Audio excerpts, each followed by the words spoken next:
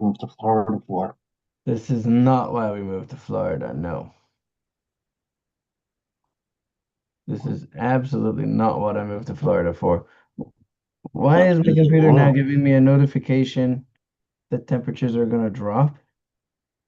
I thought it was getting higher. Yeah, no, it's getting better. Rest Mm, of the week is very slowly, but getting better. mm, Okay, yes. wonderful. So we will share our screen and we will begin in the middle of Mhm. good conversations. Let's start with the blessing that we make before we learn Torah. Baruch Good, atah good, Adonai good. Eloheinu Elohim, melech Melech haolam haolam, asher asher kiddushanu tishkanu, b'mitzvosav v'atem, v'tzivanu v'tzivanu, al thou divrei Torah. reigest. So last week we finished off with the discussion, or and I think that we paused in the middle of this. So Beis Shammai says once we were talking about differences of opinion with regards to various things that have to do with the meal. So Beis Shammai say that you sweep the area of the house where the meal took place, and then afterwards do you wash your hands and say the grace after meals. Beis Hillel say first you should wash your hands, and after that you sweep the floor. Any ideas for possibilities of what the argument is about? Well, even the floor, your hands get some dirty, so it makes more sense to wash your hands after sweeping than before. Okay, fair enough. Next, just as they dispute in the order of the blessings of Kiddush, they also dispute in the order of blessings in the Havdalah. If a meal continued until the conclusion of Shabbat. So here we have an interesting phenomenon, which we try usually not to get into this conundrum. I'm going to make a blessing on my tea. Baruch atah Adonai Eloheinu melech haolam shehakol niyah b'dvarei. We try not to get into this conundrum, which is that from on Friday afternoon, from sundown until we've made Kiddush on Friday night, as well as on Saturday afternoon, from when the sun goes down until you've made Havdalah, we don't eat anything. So we don't eat before Kiddush on Friday night, and we don't eat before Havdalah on Saturday night. What happens if you're already in the middle of a meal and you've washed your hands for bread and you're in a meal which is in the middle of bread? Then you can continue into the evening, which is what we did last year on Purim. We had our meal. We started our meal on Friday afternoon. We took a pause to say the evening prayers, and then we continued back. We made Kiddush in the middle of our meal, I think. Yeah. We made Kiddush in the middle of our meal, and then we continued eating. What happens if it's Shabbat afternoon, you're sitting with friends, you're enjoying a wonderful meal, and then you realize that Shabbat has finished? So we have to make Havdalah. There is a custom that many have to say grace of meals over a cup of wine. So here's where the scenario unfolds. If you wanted to drink wine in the middle of your meal, you could keep drinking because you're still in the middle of the meal. But after the meal has ended and now you want to drink the wine that you've said grace at, you've made your grace after meals over a cup of wine. You finished grace after meals, and now it's time to make a blessing and drink the wine, but you can't drink the wine because Shabbat has finished and you're not in the middle of a meal anymore. So you have to make Havdalah. So in this scenario, we have grace after meals, we have Havdalah, because you can't make um, you can't drink the wine after grace after meals before making Havdalah. We have the blessing over the wine, which I believe they're going to include together with Havdalah. And then also, as part of the Havdalah ceremony, we have the blessing over the candle and the blessing over the spices. Is that all clear, that background? Mm-hmm. Perfect. So with that being said, Beit Shammai says, one recites the blessing over the candle, then makes grace after meals, then the blessing of the spices, and finally the blessing of Havdalah. And Beis Hillel say the order is first you make the candle, then the spices, then the grace after meals, and then the Havdalah. My guess is that the reason why Beis Shammai puts the spices after grace after meals is because if we remember, we learned a few weeks ago that they would have some kind of a sweet smelling oil that they would make a blessing on after grace after meals. So maybe Beis Shammai is saying the spices of Havdalah can be in place of those spices of the scented oil, and that goes after the grace after meals. I'm not sure why Beis Hillel would say that first you have the spices before. What about the actual blessing Well, over maybe the the candle? spices, maybe Sorry? the reason you have the spices before grace after meals is because the spices are considered part of the meal. So that's a very good question. Over here, we're not talking about spices to eat, rather spices to smell. Okay, but that could still be considered part of the meal. It's like a dessert, You're you saying know, it's not a taste, it's a smell. It's still a sensory um experience. Yes. experience. Yeah. Okay. Okay, I hear that.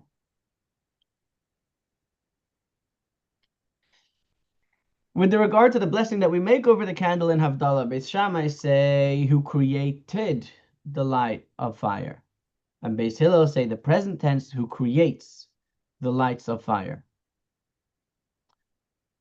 Okay. Now that we've spoken about Havdalah, we're going to speak a little bit more about Havdalah. This is still the Mishnah. One may neither recite a blessing over the candle, nor over the spices of Gentiles, nor over the candle, nor the spices designated to pay respects to the dead, nor over the candle, nor the spices of idolatry.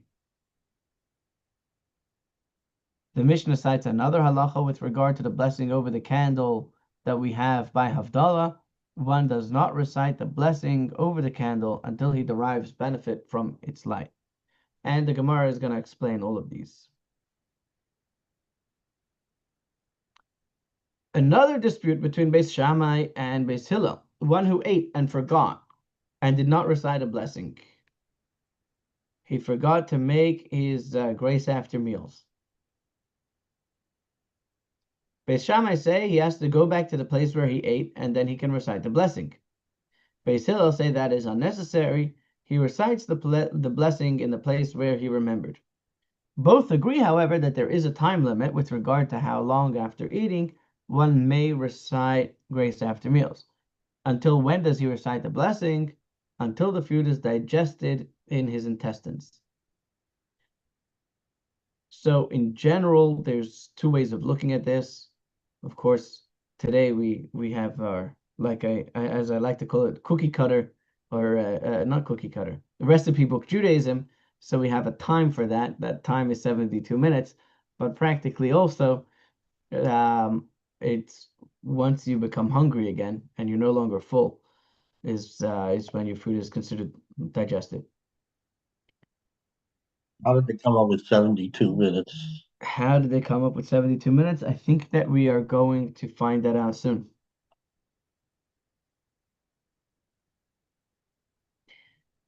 I would have said an hour, rather it off to 60 minutes. So 72 minutes, the significance of 72 minutes is that it's the amount it would take to walk for parsa. Sorry, 4 mil, which is 1 parsa. Um, a mil is approximately a kilometer. The general rate of time that it takes to walk is about 18 minutes per kilometer in Talmudic um, timing. So the amount of time that it would take to walk 4 parsa, which is, sorry, 4 mil, which is 1 parsa, which is approximately 4 kilometers, which is about 2 miles, is 72 minutes.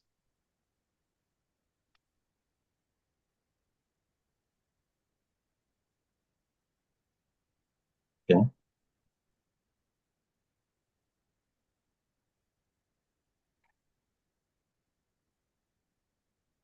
Okay. Next dispute. And the Gemara is going to explain uh, what this argument is about. If wine came in front of the diners after the meal, so they finished eating, but they haven't yet blessed their grace after meals, and somebody brought 1 cup of wine. If only that cup of wine is there, Beis Shammai say one recites a blessing over the wine, and then after that you say grace after meals, so that, excuse me, so that your wine should be considered part of your meal. Beis Hillel say no. You should recite your grace after meals, and after that you recite a blessing over the wine, which is the typical order of things. That if you're making your grace after meals over a cup of wine, you make your blessing you make your blessing of grace after meals, and then you'll make a new blessing on the wine and drink the wine. Next segment, and with this we finish the Mishnah. A person answers Amen after a Jew who recites a blessing, even if he did not hear the entire blessing. So if you hear me saying, Lahadlik Ner Shel Shabbat Kodesh, or Borei Peri Hagafen, or Hamotzi Lechem Min Haaretz, you can answer Amen, and you do not have to be worried that I was praying to, God forbid, another deity. However, if there is a Samaritan, a Kuti, one does not answer Amen after a Samaritan who recites a blessing unless you hear the whole blessing in its entirety, because perhaps the Kuti introduced an element inconsistent with the Jewish faith in that section of the blessing that the person did not hear. Did you end up reading up that section about the Samaritans? Somewhat. I went through it. There's a lot to it. It's very long. Hmm. But yeah, they're interesting people. Yeah. Did they discuss over there the rift and tension between the Jewish people and the Samaritans? Yeah. mm, Basically, just whose God is better. Uh-huh. Same as every other religious tension, right? What about the ones who converted, though? The ones who converted to Judaism, are they spoken about over there? No, they didn't go into that, the converts. Okay.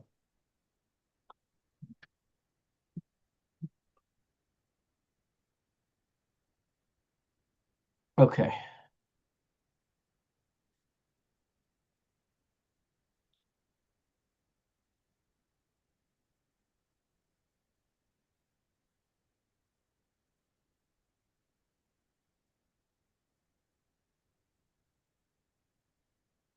Okay, let's get into the Gemara.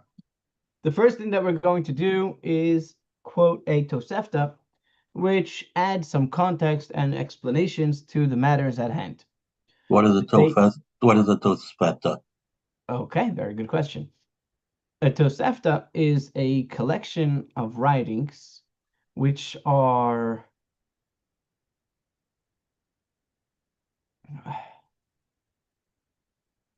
I don't want to call them apocrypha because they are authoritative. Um,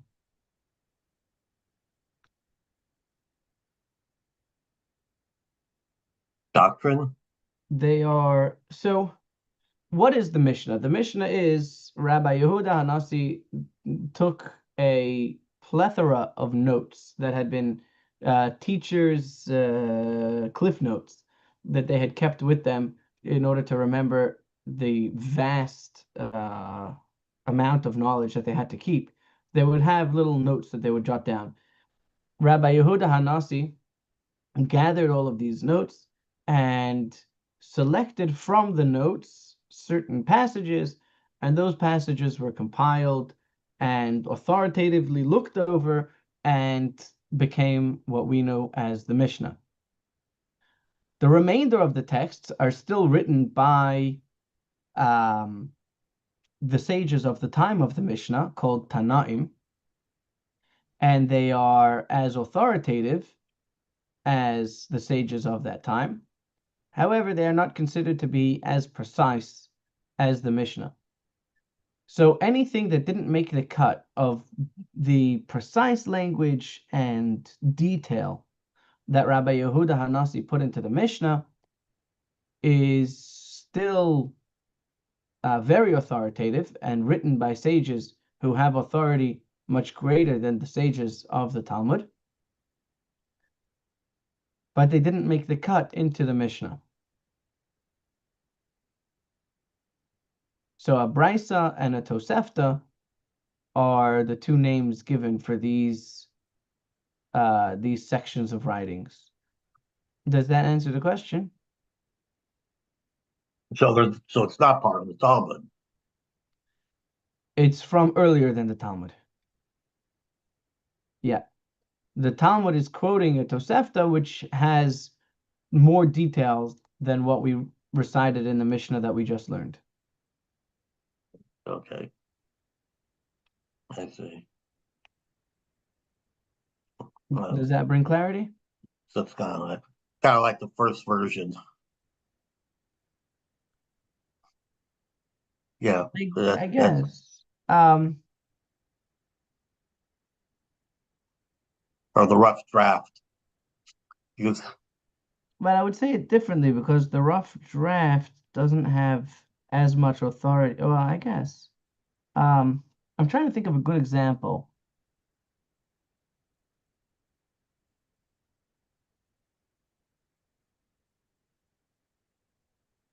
I get it. I think I get it.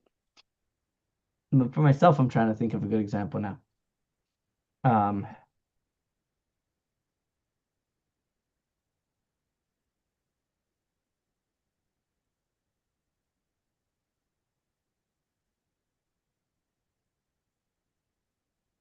let's say Gordon Ramsay wanted to make. Are you familiar with Gordon Ramsay? Uh, Yes. he's a isn't he a TV chef? It could be he's a TV show. I just know his name as the greatest in the industry. Yeah, I think he has a program called Master Chef or something like that. Yeah, something like that.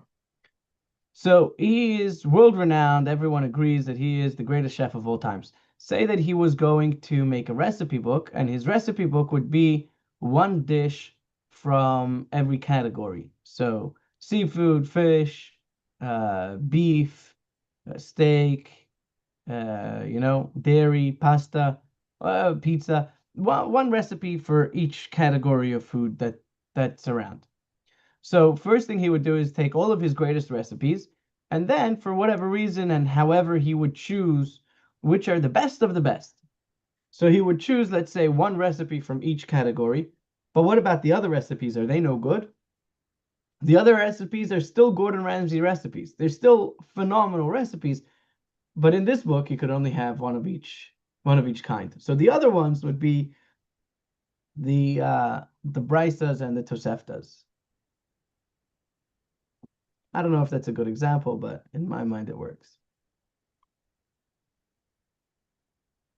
Yeah. So the Gemara begins by quoting the sages taught in a Tosefta. These are the matters of dispute between Beis Shammai and Beis Hillel with regards to the halachos of a meal. Beis Shammai says when you're reciting Kiddush over wine, one recites a blessing over the sanctification of the day and recites a blessing over the wine thereafter, as the day causes the wine to come before the meal. What does that mean? Usually, If you're drinking wine, you should drink wine in the middle of the meal, and the first thing you should eat is bread if it's a random Tuesday. And we're sitting down for a meal, and there's wine on the table. The bread should come first, which is why we cover the challah so as not to embarrass it that we are making kiddush over wine before we break the bread. Therefore, since it is the day which causes the wine to come, it is only correct to make the blessing over the day before the blessing over the wine. I mean, you just said that we bless the bread before the wine, We should bless the bread before the wine, but we don't. but we don't. Why not? The reason why we don't is because in order to make the meal, first we have to sanctify the day. And in order to sanctify the day, we have to make that sanctification over a cup of wine. Okay. Therefore, it's proper to have first the sanctification of the day and then the sanctification of the wine. And there is a second reason. The second reason is that what comes first, the day or the wine? As soon as the sun goes down, the day is already there. The day has already been sanctified. The wine is not on the table until someone puts it on the table. So just like Shabbat comes before the wine comes, so too the blessing on Shabbat should be before the blessing on the wine. Okay, simple enough. Beis Hillel say, no, one recites a blessing over the wine and then a blessing over the day. Because the wine causes the sanctification to be recited. Were there no wine, Kiddush would not be recited.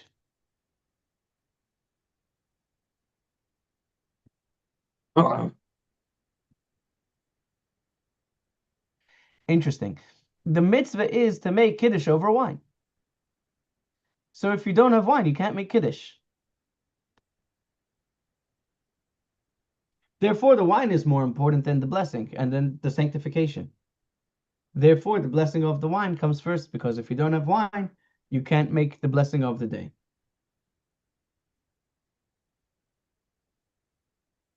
So why does that make it more important, though? Why does that make it more important? I don't know if important is the right word, though. Um,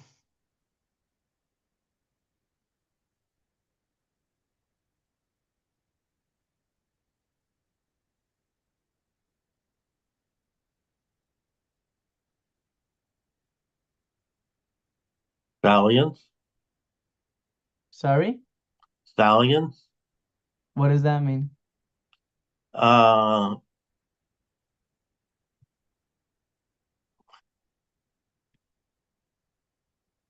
Not really important. It means, it's hard to describe. It's sort of like important, but it's different. It means like major or forceful or outstanding. Not outstanding as in quality, outstanding as in stature. Um, I think what he's saying is that the the Like you might say kiddush that, and the wine are like a wick and a flame. Without the wick, there's nowhere for the flame to go. Therefore, we first make the blessing over the wick and then the flame. Meaning, first we make the blessing over the wine and then the blessing over the day. okay. No, but I don't see any connection between the wine and the day. I mean, the day is going to come whether you have the wine or not. The day will come, but you can't make the blessing of sanctification unless you have wine.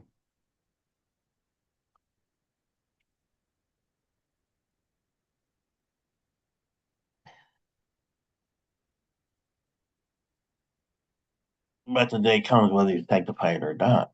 That's true, but the ordination or the command the to sanctify the day is not just to say a blessing, because blessings we've already said in our prayers. The purpose of making a sanctification over a cup of wine is more about the wine than the blessing. The wine is what brings pomp and what was the word that you or I don't remember if it was you or Chaim who brought up. It was a good word. Gravitas. Was that you? I think it was you. Well, it was Paul, yeah. Oh, it was Yeah. Paul. So it's the wine that brings that the beauty of the ritual, which is why we make that blessing to which is why we make that blessing. Therefore, the wine is the more important aspect of this because if it's just about prayer, we've already made our prayers during prayer time. So I agree with you that in general the sanctification does not need the wine. However, for this sanctification, the wine is a very necessary component.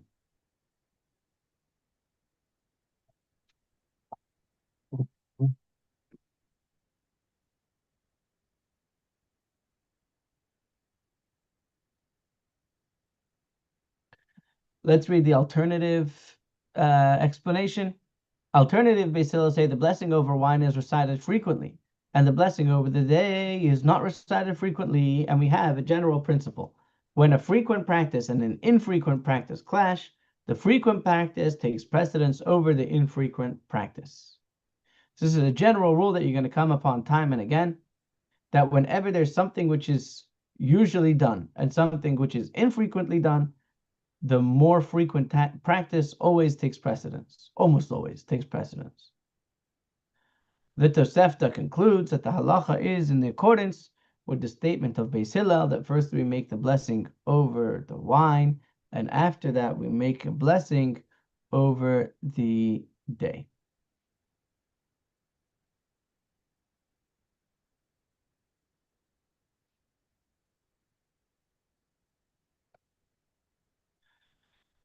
Now the Gemara asks, what is alternatively? Why did Beis Hillel need a second reason? Why did they have to talk about the what was the word they used? The frequent and the less frequent. Why couldn't they just say that the whole purpose of this blessing is that it should be over wine, and therefore we make the blessing over wine first? The Gemara responds, if you want to say that Beis Shammai has two reasons, and Beis Hillel only has one reason, and therefore we should go with the opinion of Beis Shammai, because they gave two reasons for their explanation, and Beis Hillel gave only one. Therefore, Beis Hillel said, I have two reasons also. And the second reason is because the blessing of the wine is recited frequently, and the blessing over the day is not recited frequently. And when a frequent practice and an infrequent practice clash, the frequent practice takes precedence over the infrequent practice. The blessing of the day doesn't occur every day. Sorry? The blessing over the day is not recited every day. That's also a good question. The sanctification of the day is only on Shabbat and festivals. Oh, okay. Doesn't Shabbat, well, if that's the case, then doesn't Shabbat take precedence over other days? So Shabbat will take precedence over the festivals, which is why when we have a festival that falls out on Shabbat, we first mention Shabbat and after that we mention the festivals. However, wine can be drunk every day or even more than once a day. And therefore, the wine blessing takes preference.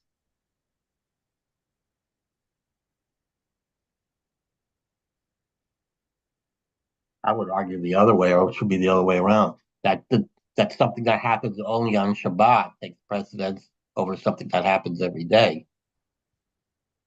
I hear you. because it's special. I definitely hear that.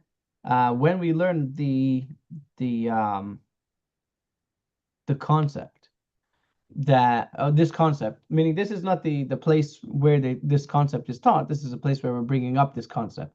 The rule that when you have a frequent practice and an infrequent practice, the frequent practice takes precedence. But we will learn the source for that, and when we get there, then we'll have that discussion and we'll see the back and forth.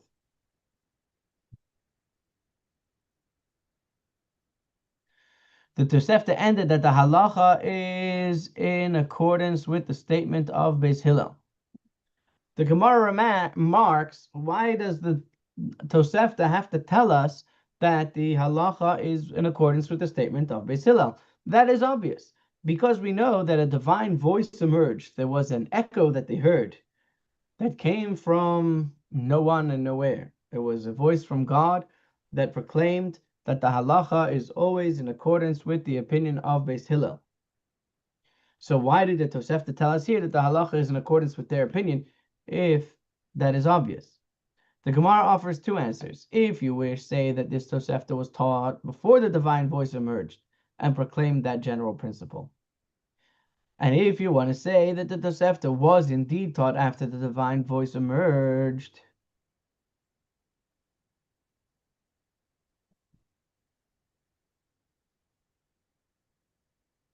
then you will say that this Tosefta is in accordance with the opinion of Rabbi Yehoshua, who said that whenever it comes to a matter of Jewish law, with regard to the divine voice that emerged and proclaimed, the halacha is in accordance with the opinion of Rabbi Eliezer.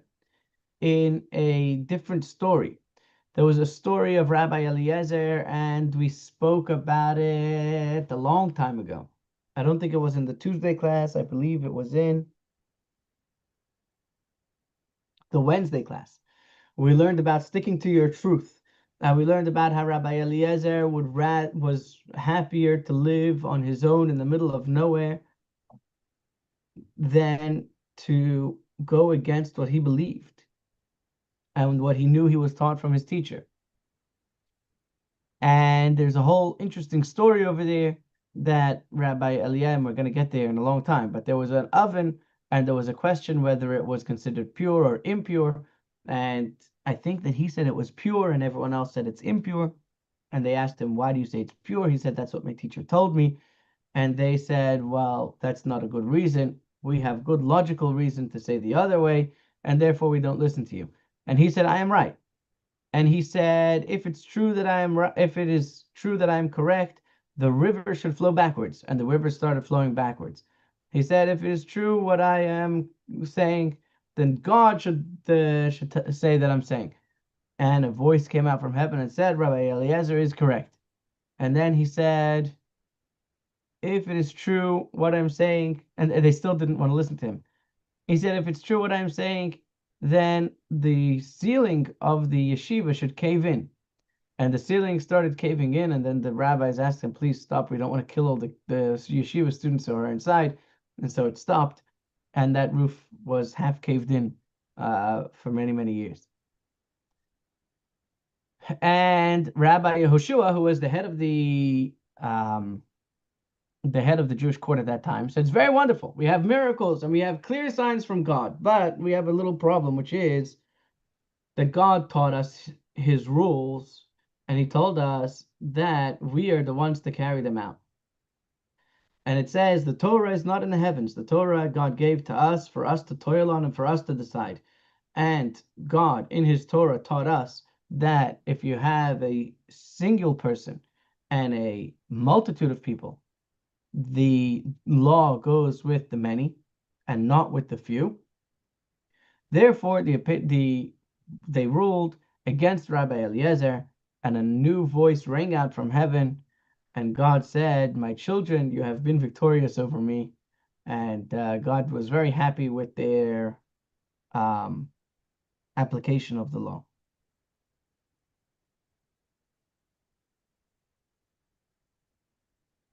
The people were victorious over God. They beat God at his own game, yeah. I guess I don't have to point out the difficulty in that, You David. don't need to point out the difficulty in that. But there's tremendous beauty in that, which is that Hashem gave us a set of rules and he explained to us how the system works. And he can't override that. He could send out thunderbolts and he could send out heavenly echoes to say what the law is. But if it goes against the principles that God taught us, that were transmitted from Moses generation to generation until today, we don't listen to it. somebody, I forget who it was, said the majority is always wrong. And his reason was, are there more are there more foolish people or wise people in the world? And the That answer is, is of course, a very good point. And of course, we're talking here the majority of the wise people, not the majority of the many people. okay, well, since the answer is there are a lot more foolish people than wise people, therefore the majority must be always wrong because they're foolish. Right. But we're not talking about the majority of the fools. We're talking about the majority of the wise. Okay. The fools didn't end up. The fools were farmers. They weren't in the Talmudic Academy. I bet there were some fools in the Talmudic Academy too. Some, yeah, I'm sure. And I I'm sure there agree. were probably a couple of farmers who were wise. That's also true. Hmm. You heard the Um, famous story about, well, you probably did hear it. There was a very famous Greek Parmenides. He was a pre-Socratic philosopher, one of the earliest Greek philosophers, and he did also a mathematician. And he was walking by, and he saw a calf stuck in the bushes, and he tried to pull it out, and he couldn't. And his students tried to pull the calf out, and he couldn't, and they couldn't. And then a milkmaid came by and says, "Silly philosophers, it's so easy." And then she stuck her thumb in the calf's mouth, and the calf started suckling on her thumb like it was a teat. And with that, she led the calf out of the brush. hmm, Milkmaid, the milkmaid understood more than the famous philosopher and the students. yeah, yep. What was the name of this philosopher again? Parmenides. Parmenides. Yeah. Okay. I think that one of the real beautiful parts of this is one of the things that we believe only in mass revelation. And we don't believe one person who comes and tells us, "Oh, I saw God and he told me this." That doesn't matter. God gave us a set of rules with the entire Jewish people present, and unless he gathers all of us together again and tells us something different, that is the only set of rules we have.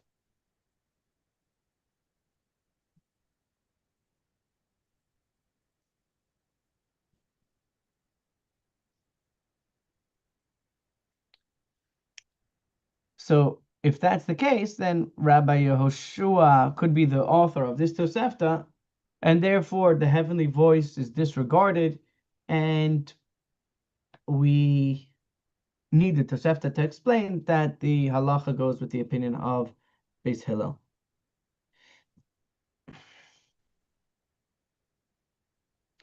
Let's pause here, and we'll get into the beginning of the next discussion next week. Tomorrow is a phenomenal class about the life of Maimonides. Um, what's the name over here?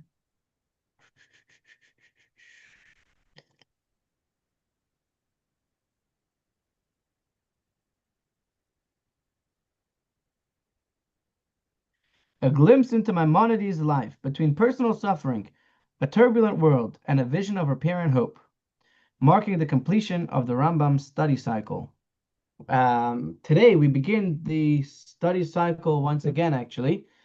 Um, did you end up getting a chance to check out Rabbi Gordon with the Rabbi Maimonides Gordon. study?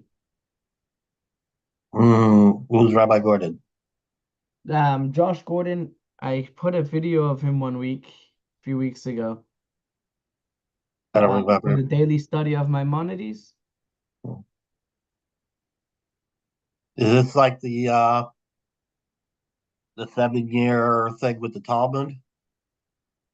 It's like the 7 year thing with the Talmud, except it's a 3 year thing with Maimonides, and we go through um, all the segments of Jewish law. So there's not a lot of back and forth, but it'll give you a bird's eye view, or not such a bird's eye view. It'll give you a fly's eye view because it's not so high up, but it's kind of mid-range view over all segments of Jewish law. It's fascinating. It takes about 20, 25 minutes a day or less if you listen on faster speed. Hmm. He's an amazing teacher. I'll That sounds text you the interesting. information because today we Yeah. start the cycle once again. Oh, okay. Yeah, do that. And it's every day for 3 years, for about 20 Every minutes. day for 3 years, yeah. Oh, cool. Was it on YouTube or Zoom or? So he passed away actually. It's recorded lessons that Oh, he taught. Um, you may be able to find it on YouTube. I'll send you a link on the Chabad.org site. Um, and then you can see from there where to see it. oh, they're on the videos on the Talmud website. Yeah, I think they're all there. Yeah, please send me that. That Yeah, sounds interesting. I will. Oh, So today's portion starts off with Maimonides' introduction to his book of the Code of Jewish Law, and so it starts with the chain of transmission from Moses till today. So I'll text you that, and God mhm. willing, we'll see you tomorrow. Wishing you a wonderful week. Stay warm, and I hope that the weather gets a little bit more Florida-like. Yeah. Okay. Thank